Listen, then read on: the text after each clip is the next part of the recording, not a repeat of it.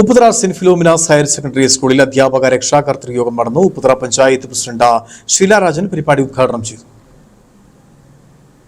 ഉപ്പുതറയുടെ സാംസ്കാരിക ചരിത്രത്തിൽ പ്രഥമ സ്ഥാനമാണ് SPHSS-നുള്ളത്.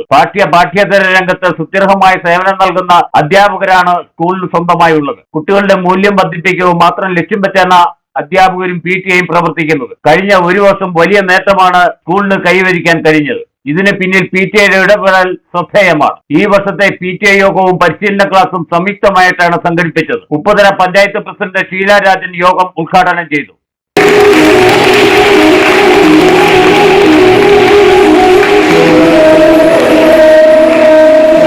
നമുക്കറിയാം, സ്കൂൾ എന്ന് പറയുമ്പോൾ ഒരു കെട്ടിടമോ അല്ലെങ്കിൽ വിദ്യാഭ്യാസ രംഗത്ത് കുറച്ച് കൂടുതൽ മാർക്ക് മേടിക്കുന്നതോ മാത്രമല്ല നമ്മുടെ മികവ്.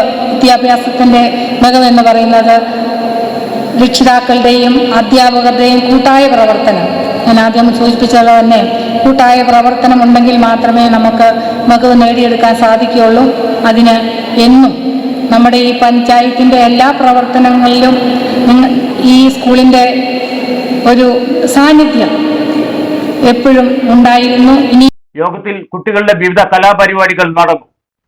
യോഗത്തിൽ PTA പ്രസിഡന്റ് ടോമി ജോസഫ് അധ്യക്ഷത വഹിച്ചു. School manager father Sebastian Muthuplackal മുഖ്യപ്രഭാഷണം നടത്തി. Upputhara panchayat vice president Ramani Rupesh, Kattappana block panchayat അംഗം ജോർജ് ജോസഫ്, ഉപ്പുതറ പഞ്ചായത്ത് അംഗം Animol Raju, school principal Jimmy Jacob, head Mrs Hemicton, അധ്യാപകരായ സജിൻസ് കറിയ, ഷോജി ആന്റണി, ഡേസി സാബു എന്നിവർ സംസാരിച്ചു. വെള്ളയാങ്കുടി സെന്റ് ജെറോംസ് സ്കൂളിലെ ഹെഡ് മാസ്റ്റർ ബിനോയ് മഠത്തിൽ രക്ഷിതാക്കൾക്ക് പരിശീലന ക്ലാസ് നടത്തി. Idukki vision news, Upputhara.